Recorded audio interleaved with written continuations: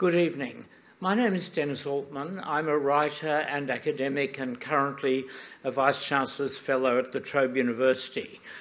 Let me begin the evening by paying respect to the traditional owners of the land, to their elders, past, present and emerging.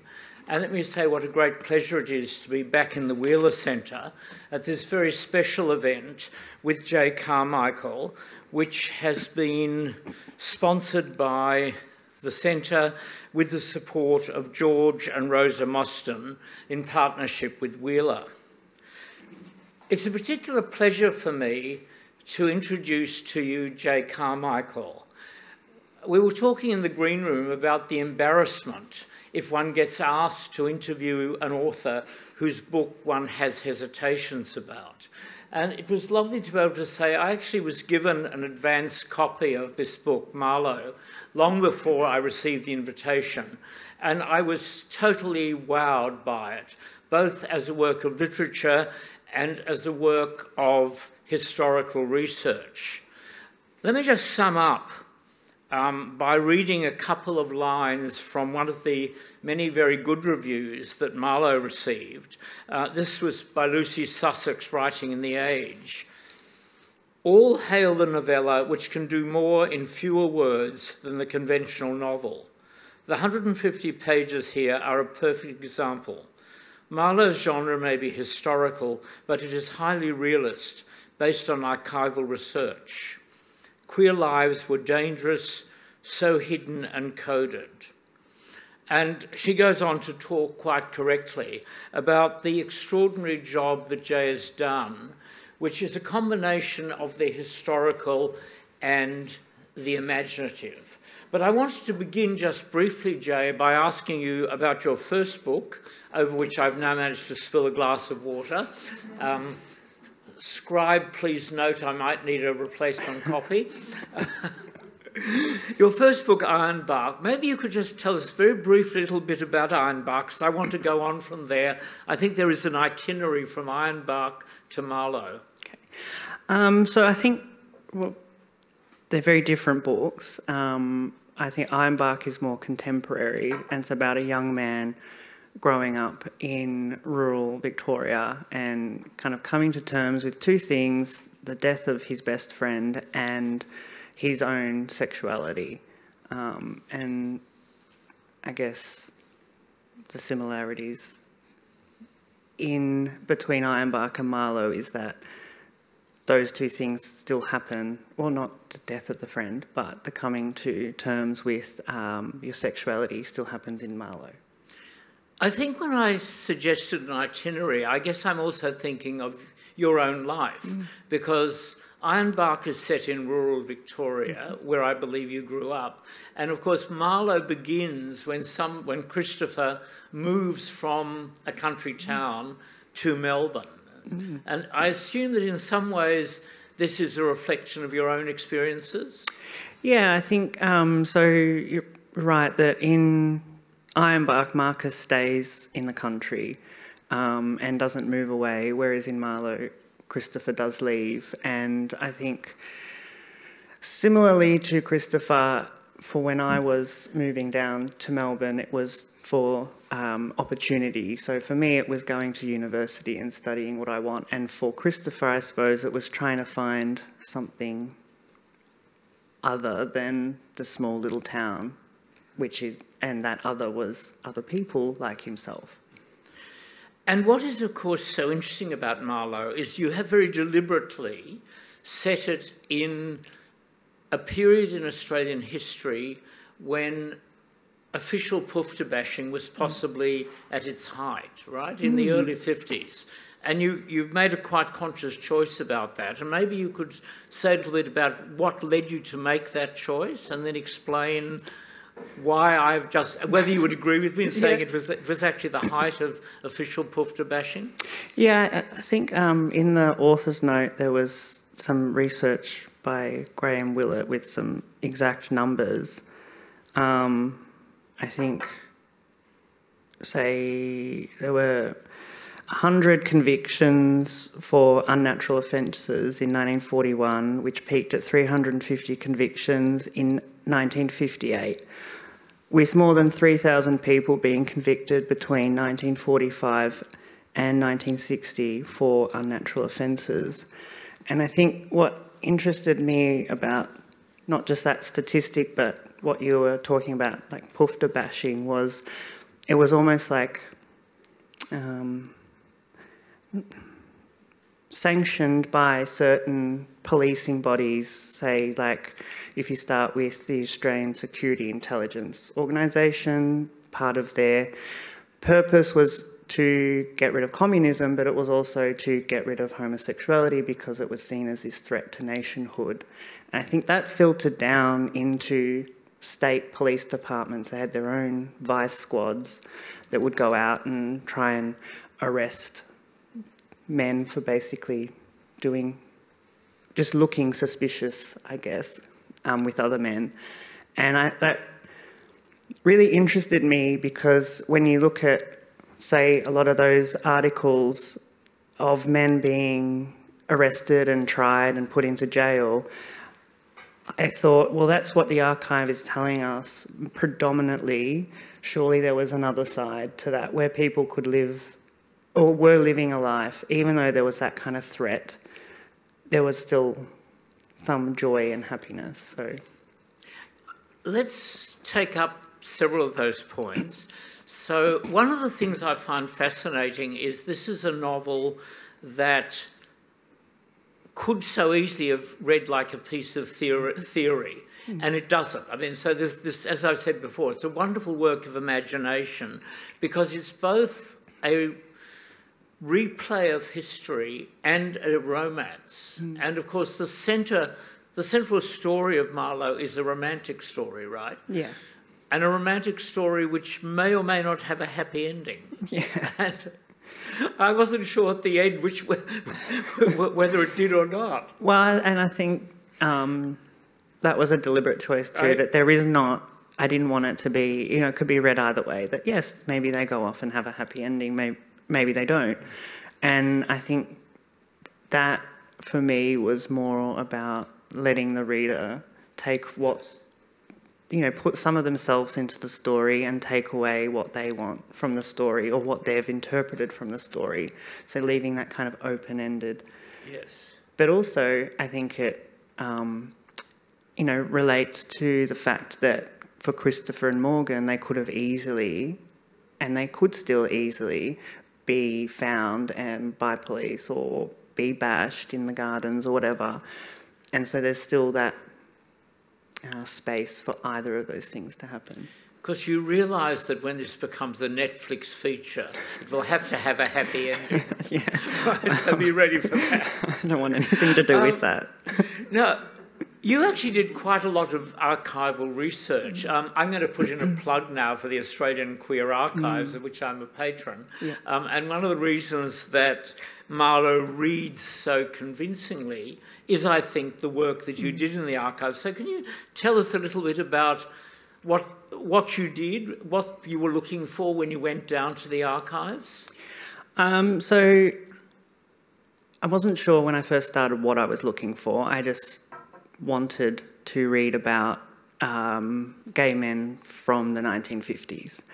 And what I found was there was all sorts of ways that could look, because I suppose it was a bit difficult for men at that time to either keep records like photographs or diaries about themselves, or they didn't have the language to kind of talk about themselves in that way at the time.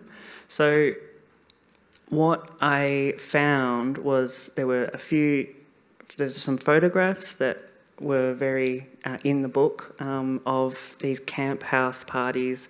I think they were in Essendon from the Tommy McDermott collection, and there were men kind of dressing up as women and singing and dancing and having a lot of fun, and that was, I think, a really key collection for me to look at, because it showed me that there was joy and happiness, even though they were inside and the curtains were drawn and they couldn't do it where other people could, like go to a dance hall and have fun. But it did show that there was possibility of joy, even though a lot of what was in, or what I saw at Aqua was a lot of newspaper articles of crime, like crime reports, and there was quite a lot of oral history as well that was recorded after the fact of people reflecting on their time. So I suppose all of that together helped create. In a way, I can cheat because Jay has shared with me the exegesis he had to write at RMIT as part of completing a degree which led to the publication of Marlo. And I was struck by one sentence in the exegesis, which I think we might argue a little bit about, where you say, the argument is not that the articles in the archive affected how society thought of male homosexuality, but how a creative writer might infer the lived experience of mid-century male homosexuality from what articles in the archives do not represent. Now, I would have thought there would have been letters and diaries that do actually give us that lived experience. You're saying no, they're not? Well, not that I found at the time, so that was, 2015 or 16. There may have been other stuff added since then, but what there was, like I said, oral histories that were recorded a bit later, reflecting on the time. There were other theses from people that had specifically focused on certain aspects of gay men's lives at the time, but they were again recorded later. So I suppose where that sentence comes from, or my reading into that, is there's a lot of stuff that was recorded after the fact rather than things that were created in situ at the time.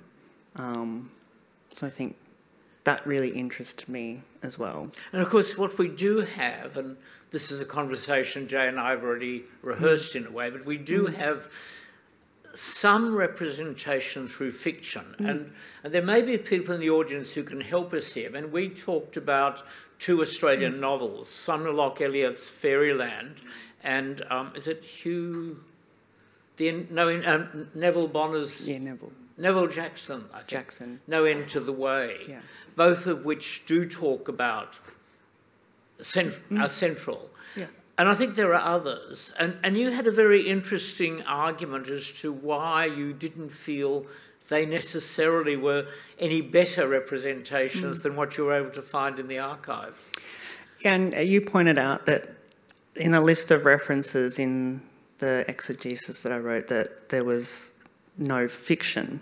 And you asked if that was a deliberate kind of thing that I did, and yes, it was. I read both of those books when I was doing the research, and I really liked Fairyland by Sumner Locke Elliott. And I suppose for me, why I didn't include them was I was really wanted to focus on actual artefacts rather than fictional artefacts. And I'm not saying that those, like that book, or both those books were not based on real life, because they absolutely were. I'm just saying that some of the techniques, I suppose, that fiction writers use, and I use them myself, so I know that you can embellish, and sometimes what you're reading in a fictional text is perhaps the author's interpretation of what happened rather than what exactly did happen.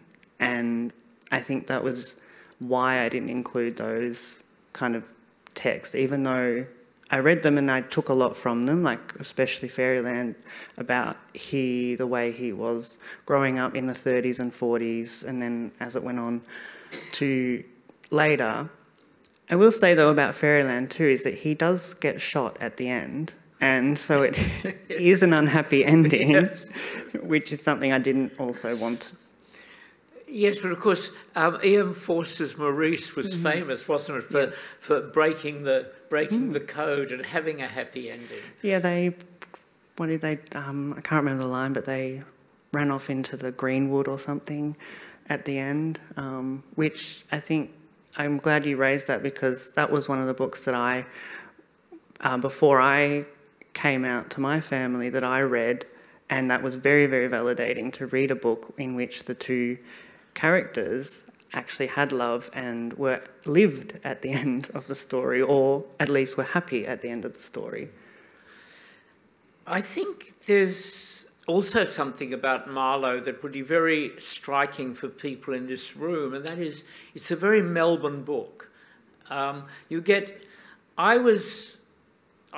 I'm old, but I'm not old enough to have been in the botanical gardens cruising Christopher. I was far too young at the time, but I do have memories of Melbourne in the 50s when I was a little kid, and we would come over for school holidays from Hobart. And there's sort of some wonderful, it's wonderfully evocative of the past of the city. And I assume that was also something that you worked on, that you did archival research on. So in addition to AQUA, the Queer Archives, I also used Trove and the State Library of Victoria, especially Trove because they have a lot of images. Their image database is really excellent. And so kind of just looking at the images, looking at what people were wearing, what they were doing, but also the great collection of the Australian Women's Weekly that they have, which one of my friends, and he's acknowledged in the back, Dino, kind of told me to look at these collection because it's really telling you a lot about what was valued, not just in the articles, but in the advertisements. So what people were using in their day-to-day life, like, the toothpaste and all that kind of stuff. So there was, I guess, using those images and also using the Women's Weekly too.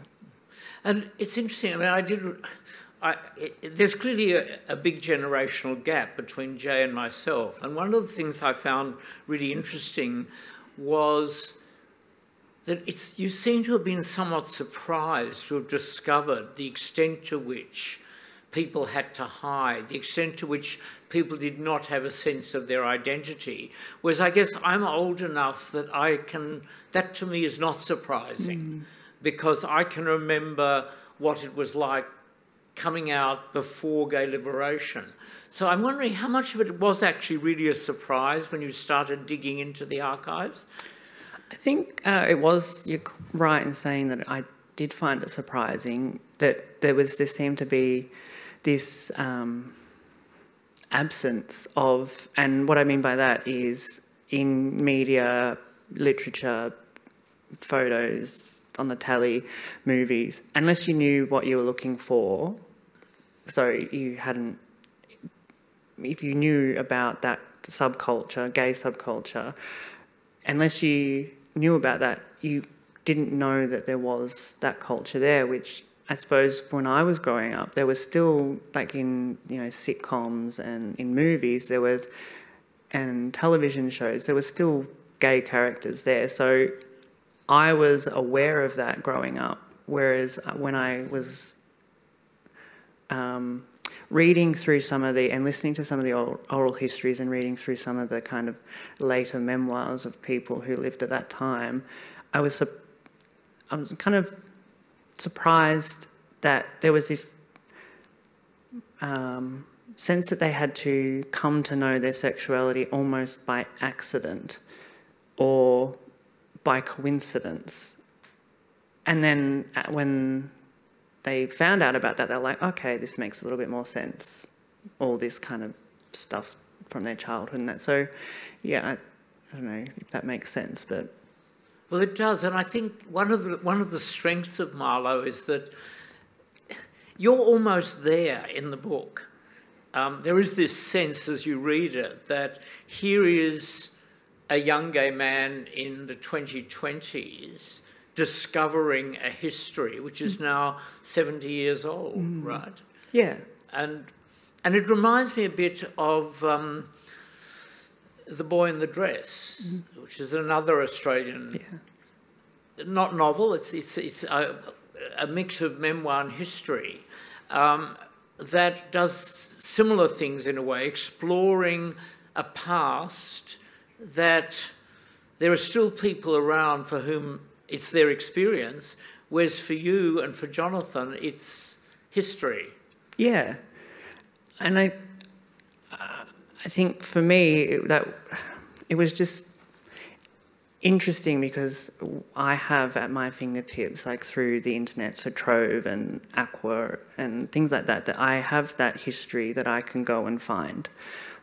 But I suppose it was a bit surprising that when you go back, I don't know, it shouldn't be surprising because of, you know, the structure, the social structures, the legal structures at the time that kind of actively oppressed those, you know, sexuality and the expression of sexuality. So it shouldn't be surprising, but I'd still found it. But were you actually aware of that? Were you aware, for example, of the very severe penal restrictions on homosexual behaviour? I knew loosely that it was illegal and that, you know, that old thing that Tasmania was the last state to decriminalise homosexuality. But I think during the research, I used that Crimes Act, that little quote from the Crimes Act in the front of the book, and that's from 1949. What surprised me about that was updated in 1949, but before that, the sentence was actually that you could be put to death, which I'm not sure how many people were actually I don't think anyone put to death, but it was surprising to find that those words were in the law almost up to 1950. The other thing about Marlo, of course, as I said earlier, it's a romance. And I'm fascinated in the character of Morgan. In the current world, you're very brave to create an Indigenous character. And I'm wondering, is this something you thought about? Did you feel you might be attacked for creating an Indigenous character? Yeah. But I think the way I went about doing that, and I think only Indigenous people can comment on whether that's effective or not, but the way I went about doing that was what struck me too about the archives when I was doing the research was it was predominantly by white men, and that there was the absence of any person of colour or First Nations person. And I didn't think that was an excuse not to include a person like Morgan. So I was lucky enough through Graham at the archives, who put me in touch with Dino, who had done a lot of research around, he's written 2 books that kind of collect the stories. Dino Hodge, yes. Yeah, Dino Hodge, yeah. Yes. Colouring the Rainbow and Did You Meet Any Malagas? Mm-hmm. And kind of taking that oral history of predominantly people in the top end, First Nations people in the top end, and recording their experiences of being gay. And through Dino, I was able to meet Peter Wobbles-Crowe, who was very generous with his time, and even though he wasn't alive in the 50s, he had similar sort of experiences to Morgan. So I was able to, you know, get his criticisms and feedback and kind of develop that character. So I think being mindful of all of those things and trying to do it in a respectful way, and I was also part of that was to not write from Morgan's point of view, but to keep it into Christopher's. I suppose I was trying not to whitewash that history, that there are people that have different experiences of sexuality, and sometimes those experiences are complicated by other things like the colour of your skin or your cultural background, or even for some of the female characters that they've just put into this mould. I should say I am not raising any objections. I think Morgan is a remarkably fascinating character. But I think it was, as I say, I think it was actually quite brave of you to create an Indigenous character. And I assume that both Christopher and Morgan are totally created. They're not based on any living or now dead person. No, not intentionally anyway. I suppose they're just a amalgamation, both of them, amalgamation of voices and experiences from different. So you've got your Christopher's research and then you've got your Morgan's research, and trying to bring that together into a realised, or two different realised characters, and then letting those two different characters try and work something out. Yes, and I think very convincingly. It's usual when one asks for questions from the audience, we will move to questions from the audience. So I'm going to preempt one of the questions that seems to always be asked, which is, how long did it take you to write this? And was it a struggle writing it? How long? I looked, I think one of the earliest drafts I had was 2015. I started writing it, but that's not continuous writing. Yeah, it was a struggle. And then, of course, we had the pandemic during all of that, and I rang up my agent and was like, I'm not writing this book, like, cancel the contract. It's just like, maybe, you know, everyone's having a tough time, maybe you should just, like, sit on it. Because some writers say that the lockdowns were a godsend, because as a writer, you don't need to go anywhere, and you were forced to stay at home and write. Do you think you would have done it differently, though, had we not had the pandemic? Would you have perhaps talked to more people?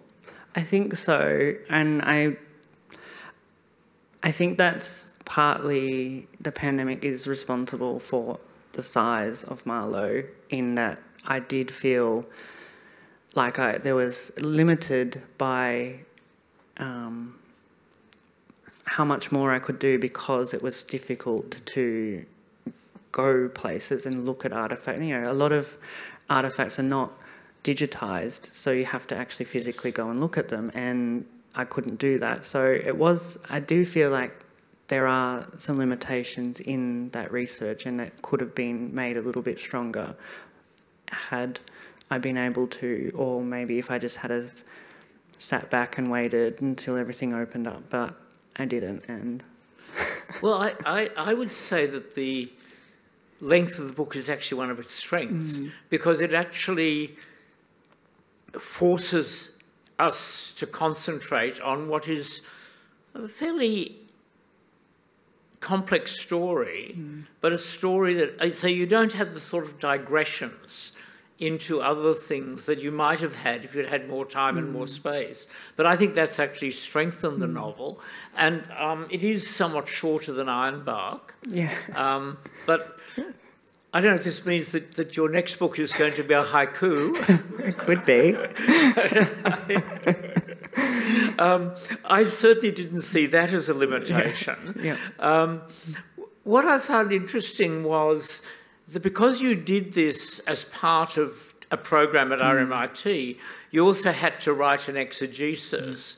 And do you think that had you not had to do that, do you think the book would have been very different?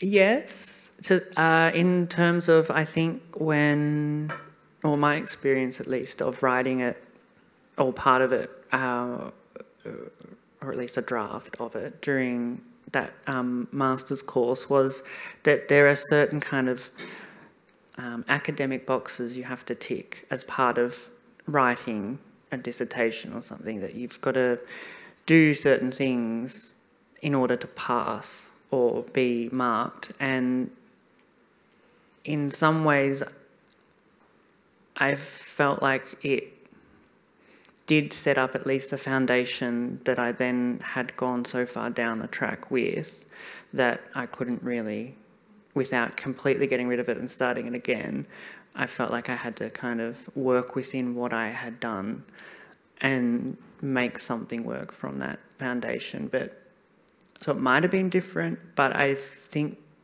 on the other hand, those resources that I had access to while I was studying, particularly around the research side and the kind of theory side around what I was trying to do and why I was trying to do it, made it stronger in my head around understanding the motivations of the characters and how I might get them across in the book.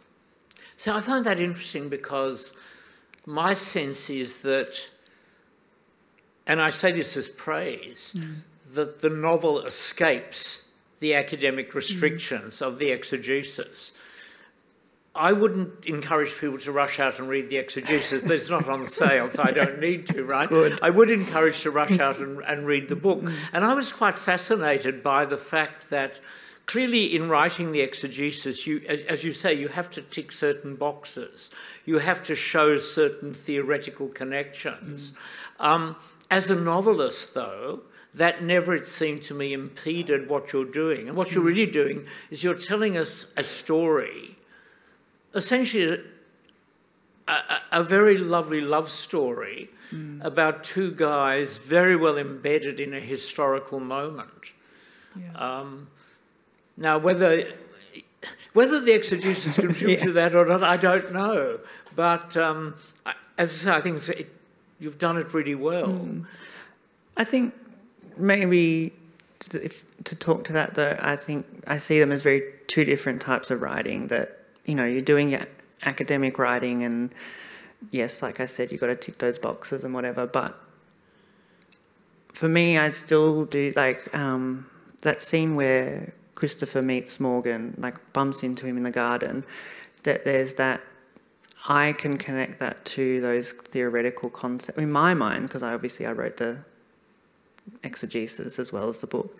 I can see the connections between those things, but I was very careful because you don't want, you know, pages of theory coming out in a novel, because that's not nice to read. Well, particularly as your theorists were not writing at the time that your characters are hanging out in the botanical gardens. It would look a bit weird, wouldn't it, to have Michel Foucault just drop in and then leave. Maybe we should, for the benefit of the audience, you need to explain the several references I've now made to the botanical gardens. I hasten to say this is not where Jay and I met. We had a perfectly respectable meeting at Mario's on Brunswick Street, but maybe you should explain the botanical gardens reference. So in this book, the botanical gardens is for Christopher and Morgan. It's a beat, which for anyone that doesn't know, they have a long history and they still exist, is where men meet other men to have sex. And there were lots of beats around Melbourne in the 1950s, but I chose, I suppose, the gardens because I found it really interesting in one of the pieces of literature that I was reading. There was a little anecdote just post World War II where army personnel was still hanging around, and they would sometimes take other men to the gardens, and there was a little story about the way that this one man found out about his own sexuality was he was taken to the gardens by a soldier, but they entered, because obviously the gardens closes down at dusk, but there was a little entrance that people knew about, or people in the know knew about, that could get into the gardens. And I just found that really interesting, that there was this secret gated community of gay men meeting. And there was of course Val's Cafe, and I can't remember now whether you specifically named that in the book. I think there are several points where Christopher does go to places that one might call... We wouldn't have said gay in those days. We might have said camp meeting spots. Yep. I'm not even sure that term would then have been used in the early 50s.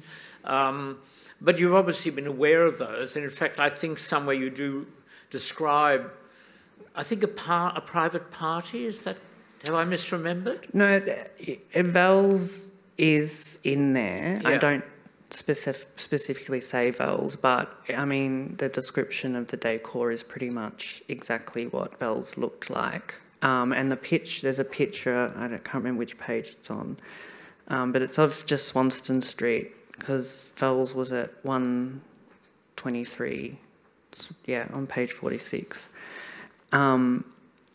And yeah, it's a cafe, and there were other cafes like that. I think it was at Hotel Australia, where it was, known as a camp place for, camp people to go and hang out. And I think in the book, similarly to the gardens, that cafe kind of serves as what we would now call like a safe space for queer people. And I wanted to also celebrate those parts of, gay culture and histories, that there were places where people could go and they were having fun. And, even though Vels got raided and all other places got raided by the police and whatever, that doesn't happen in Marlo, because I wanted it to go, well, no, these people were there and they were defiantly kind of celebrating and having fun. I will preempt another question that often comes from the floor. I'm sorry about this if I've taken... We are going to have Q&A, so you have to think of others. Are you working on something new at the moment? I have a couple of ideas, but nothing really firmly set, I think.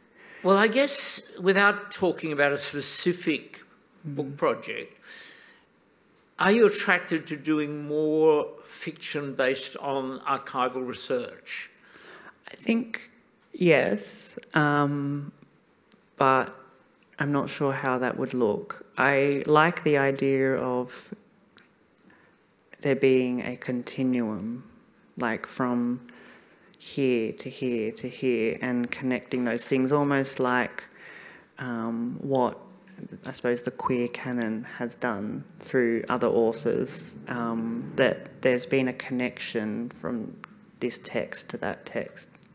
But I like the idea of this continuum. So we might get something that's set between...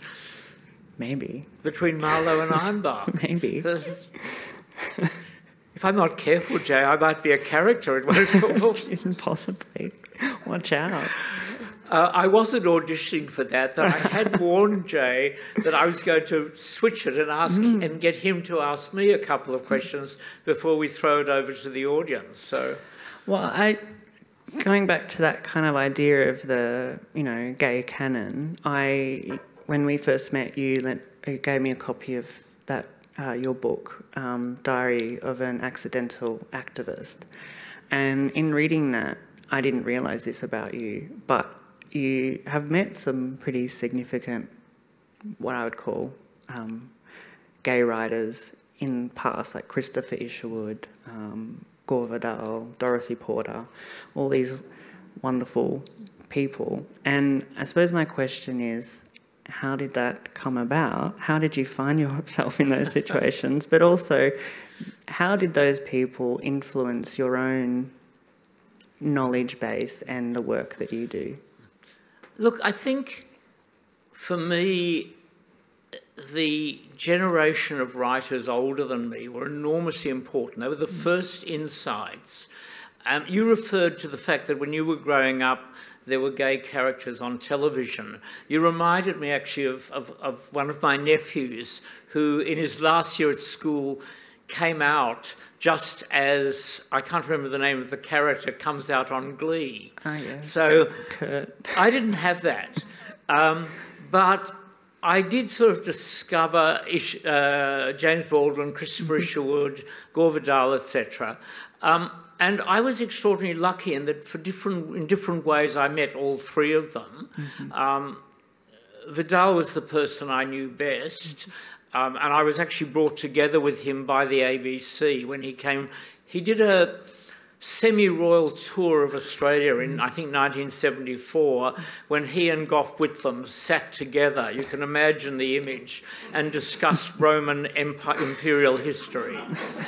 I was not part of that discussion, but I was on a Monday conference program with Gore. I stayed in touch with him and had dealings with him on and off subsequently. Christopher Isherwood I met because I was really pushy.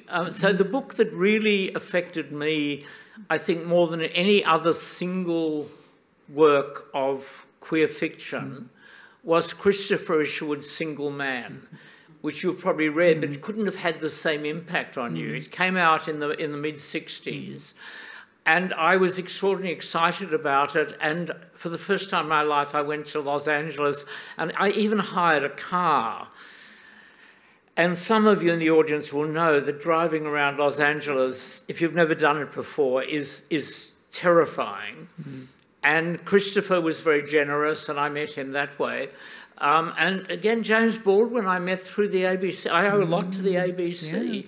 Yeah. Great. They brought us together on a late-night radio program in the 70s. He was then living in the south of France. I was sitting very, very nervously in a studio in Sydney because of them all, James Baldwin was the one I most revered. I'd also say of all of the famous gay writers I've met, he was by far the nicest. And they were all enormously important for me. My great regret is I'm not a fiction writer. I would love to be able to been a fiction writer, but certainly they were terribly important. Yeah. Well, I think that's because why I feel like that's important. Why I asked you that question, that's important to me, is that there's that, like when you think about, and we've talked about this, is that you have, for a lot of, straight people, their heritage and culture is handed down from parents to children, blah, blah, blah. But for a lot of queer people, that history, we have to find it, or it's not handed down in that way. So when I found out about, through your book, that you knew all these people, it was almost like this kind of tangible connection to my own kind of gay culture. And I just wondered if you could talk about... And of course, the difference now is when you moved to Melbourne, you could immediately go to Hares and Hayner's bookshop and be surrounded by queer titles. When I wrote my first book, I had to get special permission from the librarian at Fisher Library in Sydney to go into the rare books room where they kept books that were censored in Australia. And one of them was James Baldwin, Another Country, which apparently Sir Robert Menzies was so horrified by because he could not imagine Dame Patty reading it, that it was on the restricted list. So it's a very different experience. But I think there's an interest. I mean, you've made a really interesting point, which is you're from a generation that grew up with a lot of imagery, visual imagery. I'm from a generation where we had books. We had virtually no visual images, and certainly nothing on mainstream television. Then, of course, you started getting really offensive, stereotypical characters. As you know, if some of you will remember, Are You Being Served? I don't know if you've ever seen Are You Being Served? Yeah. And the stereotypical Queenie guy in it. Yeah. So there's a very interesting generational difference, I think, in how one learns about sexual possibilities. Well, and when you're talking about the books being in the restricted section and the rare book area, that I think about my own library, even though it was in this small country town, there was books that I found scattered amongst just there with all the other books that were specifically about gay people, and that was almost like a secret way of finding out about things about myself without other people knowing. So it's a real interesting, I don't know. Was it discussed when you were at school? Not really, no. Like, I mean, even like in sex ed and things like that, no, it wasn't. It was because you would have gone through before Safe Schools programs. Yeah. No, I think the only thing that we had was we had a speaker come and talk to us about HIV, and I suppose for me the impact of that was, in that context, was that's the only thing I'm learning about, or it's been publicly talked about myself, that it was just very different to what we were learning about, or, you know, yes, just in normal sex ed. Yes. I think we might open it up to a couple of questions, and I'm doing a little ahead of time because then I'd like to come back and ask Jay a couple of final questions. But if we can, if we have the roving mic person, and yes, I can see the roving mic person. If anyone has a question, if you stick your hand up, the roving mic person will find you. It's hard for us to... you've got one? Yes. Thanks, Dennis. Thanks, Jay. Jay, I'm curious, in researching and writing about the 40s and 50s, did it change the way you view the queer community, queer politics today? Did you get any insights or not? Thank you for your question. I think in terms of that, for me, it highlighted why, say, the gay liberation movement in the late 60s, early 70s, the kind of importance of that. So not specifically queer politics now, but I suppose, like, I knew that it was obviously important for, you know, homosexual law reform and things like that, but it kind of highlighted to me why, though, there was such a kind of fierceness to that campaign and all those campaigns across the world to change the law. So in terms of today, though, it did surprise me that when I was talking about with my peers, so people my age, about it, that the kind of lack of knowledge of that history that a lot of people don't seem to have, which, I mean, they don't need to have it, but I think it's part of our culture and our heritage, and that we should kind of be, you know, aware of it and acknowledge it, celebrate it.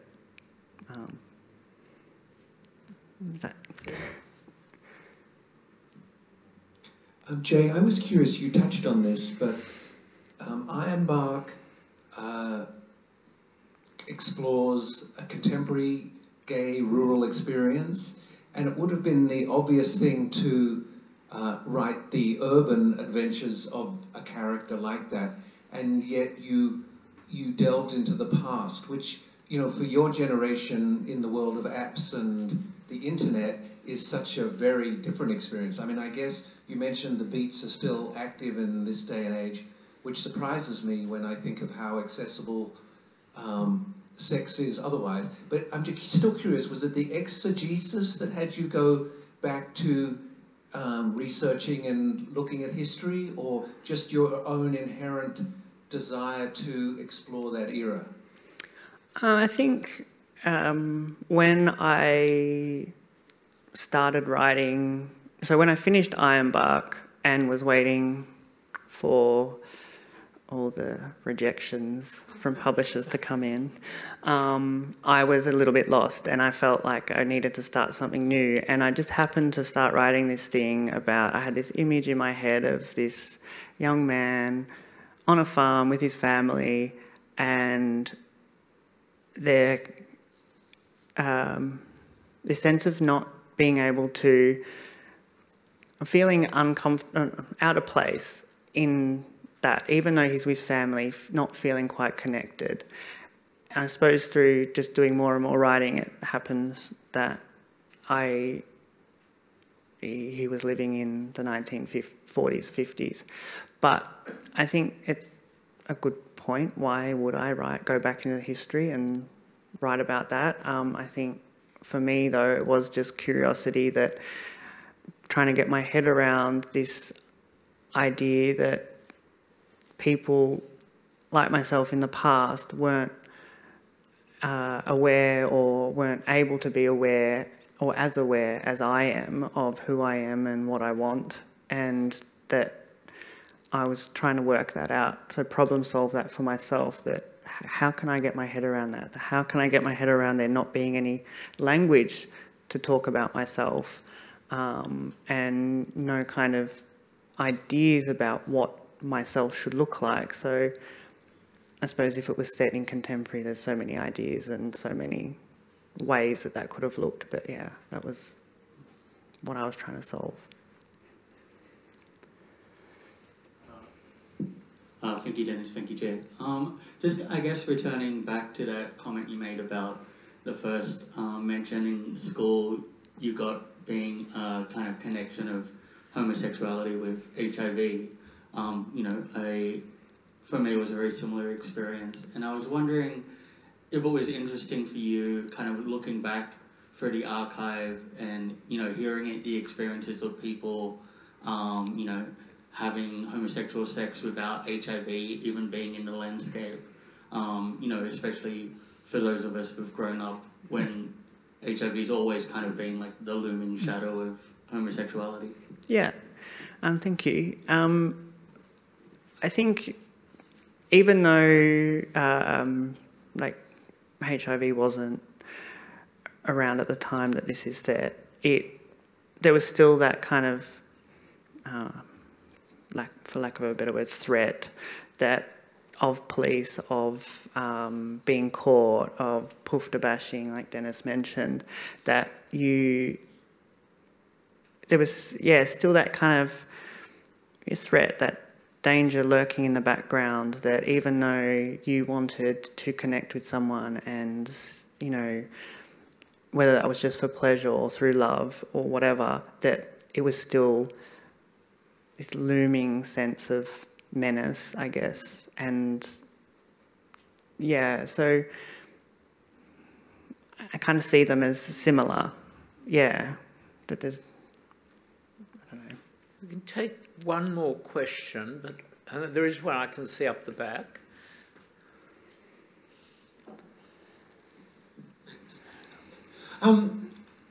Just on the point about whether there were letters and diaries from that period, I was trying to think of what there might be.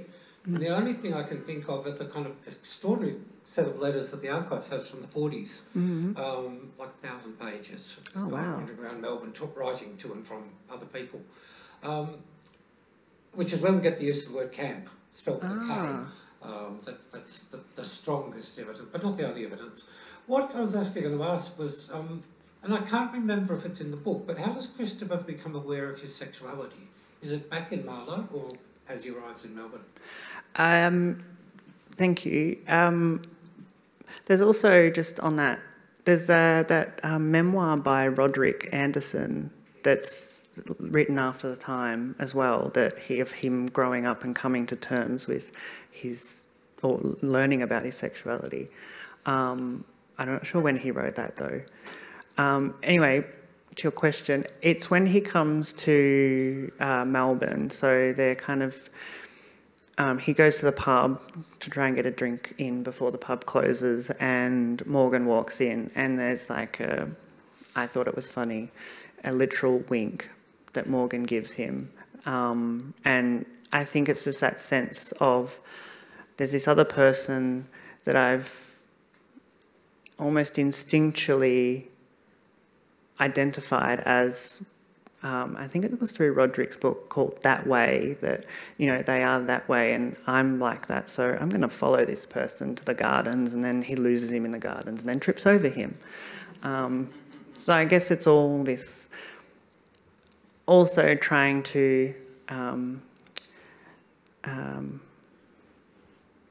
make that idea of the meet cute that you see in rom-coms queer, make it more queer, that these two people met in this really wildly, probably unrealistic way, but it's a meet cute, but 1950s.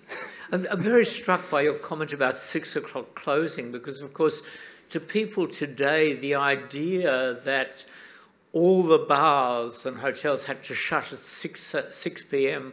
must seem weird. Although maybe it seems less weird after lockdown. Maybe we can now imagine it quite easily. Yeah. But it clearly made the sort of social life that then could develop impossible.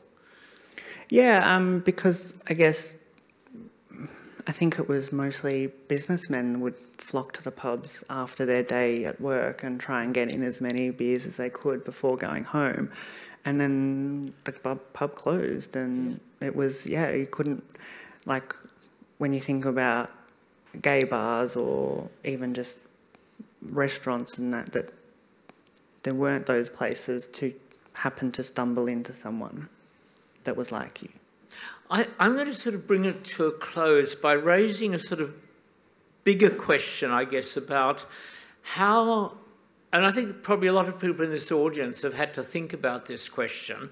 We've talked about Marlo very much as a gay book, but of course it should be read by other people. It's not a gay book in the sense of a home movie. And I'm wondering whether you've thought about this, and how do you, as a writer, write about central gay themes but make them accessible to a much broader readership? Well, I think there's always a certain percentage of people that won't ever pick it up for whatever reason. But I think particularly in this one, which is very different in Ironbark. So Ironbark was a very much more explicit around sexuality and sex and things like that, whereas this is a little bit more, you have to read a little bit more closely. And even though they kind of go to beats and then Morgan and Christopher have a relationship, I didn't want to be very explicit about the sex, because I think if you think about it, that I wanted the main focus to be on the feelings rather than the action.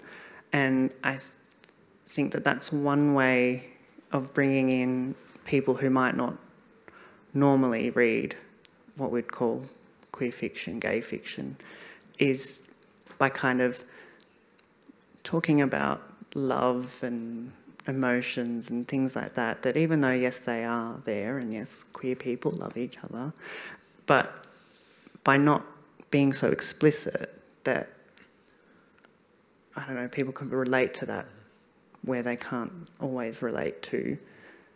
It's the general problem, isn't it, that as a writer, if you go into a bookshop, you probably want your books to be in the queer section, but you also want them to be in the contemporary fiction section. Yeah. And, I mean, it's wonderful that our bookseller tonight is Readings, and I can see at the back of the hall where I'm about to send everybody, once Jay and I get there, to buy books. We're very grateful to Readings for their support, not just of tonight, but of Melbourne Writers' Festival altogether.